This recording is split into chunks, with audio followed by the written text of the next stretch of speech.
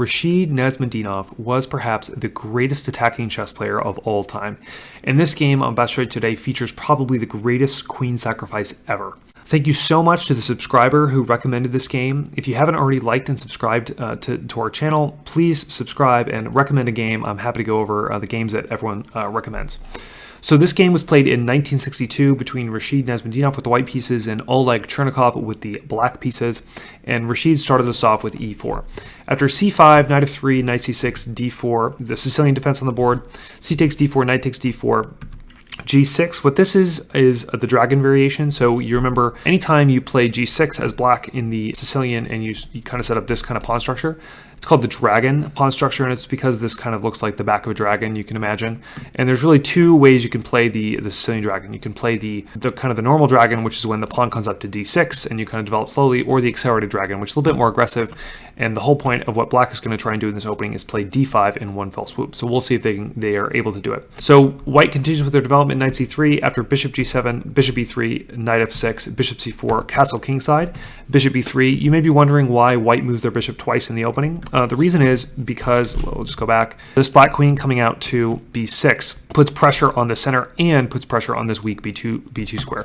Fischer famously played this kind of queen b6 move a lot with black and kind of went for this poison pawn, and so bishop e3 is a great way to kind of shore up that weak pawn. And this position may look familiar to you. Fischer famously had white in this position against Samuel Reshevsky, and Reshevsky played knight a5, kind of going bishop hunting here, and Fischer just absolutely punished it with a move like e5, and after the knight came back, Fischer had the fantastic bishop takes f7 check.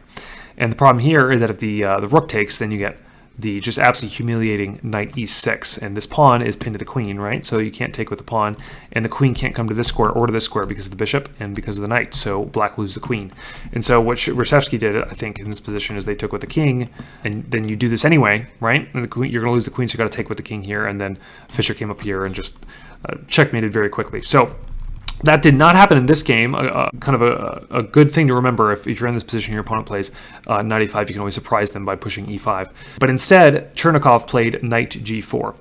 After queen takes g4, we get knight takes d4. So you can see that this looked like you were hanging a piece, but the reality was this queen was defending this d4 knight, which had two attackers. And so even though it looks like you're hanging a piece, you're actually exchanging pieces. So after queen takes g4, knight takes d4, we get queen h4 from white and queen a5.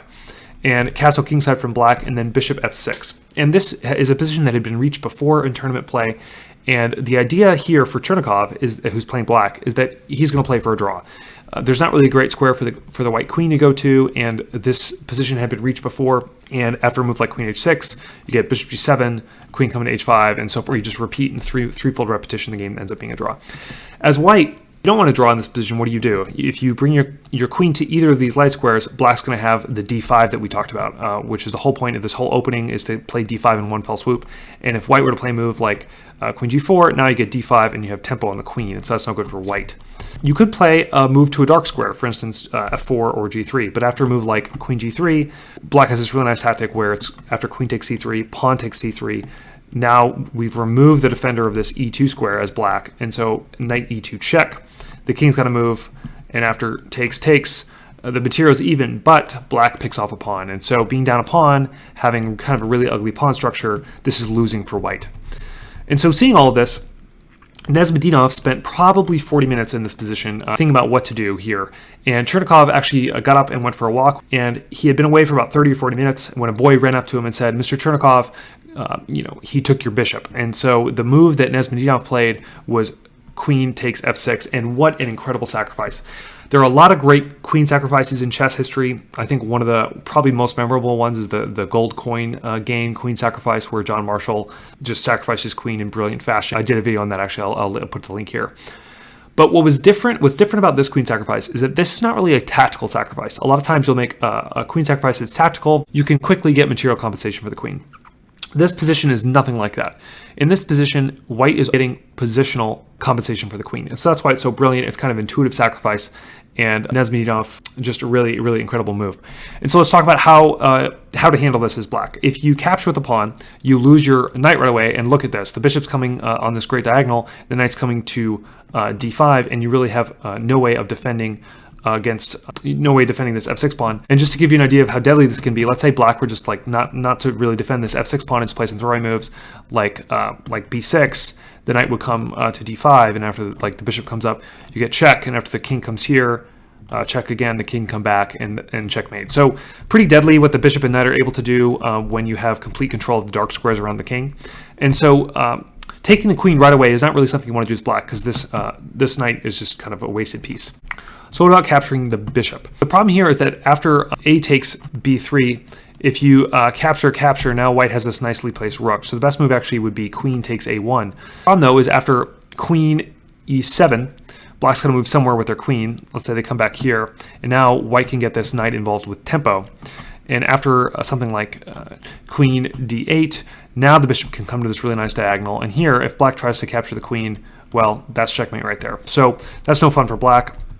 So Chernikov in this position realized that the best thing he could do was to realize that this knight was lost, and really the only way that he can make use of it before it comes off the board is to play something like knight e2, where you check the king and just kind of disjoint white's pieces before we really get too far into the attack here. So Nezhmetdinov had to recapture the knight, so after knight takes e2, then we get e takes f6. That's okay though. Nezhmetdinov is going to get his pieces back in the game, knight c3, and after rook e8, we get knight d5. This is a great example of tactical defense of a pawn. So after rook takes e4, we get knight check, right? So you don't want to do that as black. And so even though this pawn is undefended, it's actually kind of tactically defended. That's okay though. The whole point of rook e8 was to eventually get it up to the 6th rank, which is what Chernikov does here to defend this pawn. You get bishop d4 piling up on that weak pawn, and king g7 adding a defender, and then rook a d1. And very kind of logical progression here for the rook that we're about to see.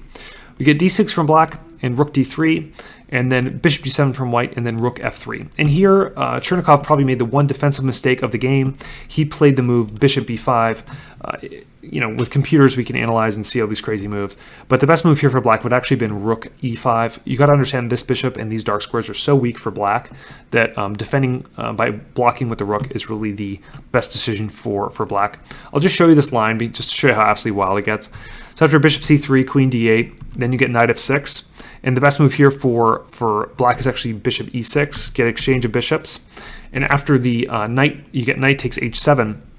You can't capture back with the king, because then you get rook h3 check. The king's going to come back to g8, and you get checkmate on h8, because this bishop's really nice cutting through. So actually, the only move that wins in this position for black is rook e5, which, like, who would think of that?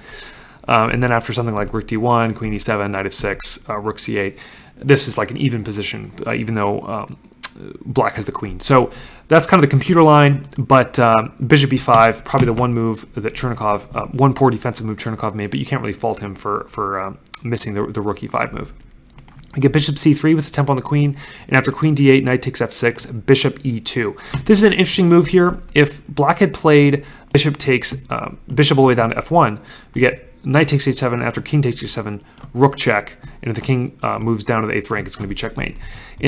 With the bishop now on e2, if we kind of run through those same series of moves, we get check here. Now the bishop can come and block check. So that's kind of one way it defends, but also I think Chernikov understanding that this white rook that's been lifted is a little bit more important than this rook down here, and would rather pick this rook off. So we get knight takes h7 anyway. We talked about how if king takes h7, the rook can't really come here because the bishop will block, but white would have the nice rook f7 check, and after the king comes up, you get a series of moves where black is kind of on a king run, and it can actually end in a really nice checkmate for white. Look at that. That's checkmate right there for white. White checkmating black. And so that's the position you want to avoid. Instead of capturing this knight, black actually played king g8. We get rook h3, protecting the knight. And after rook e5, we get f4, just putting some pressure on that rook. Bishop takes f1, king takes f1, and then rook c8. Black trying to get this dark squared bishop off the board.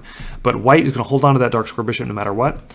b5 from black, knight g5, rook c7, and here the whole point of rook c7 was to kind of defend a little bit on this f7 square, the square that's attacked by two pieces. But here Nezhmetdinov finished the game in absolute incredible style. So go ahead and pause the video and see if you can find the move that Nezhmetdinov played in this position. Okay, if you found the move, congratulations. Nezhmetdinov played the fantastic bishop takes f7. And I think this is just a really great move. It's super tactical. After rook takes f7, the move you had to find was rook h8 check. After king takes h8, we get knight f7 check, a nice little family fork here. Obviously, white's going to take the queen, but it's always a lot of fun if you can fork more than just the king and the queen. Enter king h7, the queen falls. We get rook takes e4, but the knight's going to come back to c6. It's going to get off that kind of weird border square and defend the bishop and also attack the a7 pawn. Chernikov played rook takes f4 check, but after king e2, it was in this position on move 33 that Chernikov, playing black, resigned the game. So really an incredible game. Nezhmetdinov sacrificing his queen, not for an immediate tactical advantage, but for a kind of an intuitive positional advantage. I think really one of the most beautiful queen sacrifices that chess has ever seen. Rashid Nezhmetdinov was an incredible player, played some brilliant attacking games. I have another video on a game of his that was one of my first videos I made for this YouTube channel. I'll put a link here. Thank you so much to those of you who have subscribed, and thank you especially to those of you who have recommended games that I cover. I just love learning about games like this that subscribers recommend. Chess is just so rich, and these are just really beautiful games. So thank you. If you have made it to the end of this video, please like, subscribe, and I'll see you guys next week.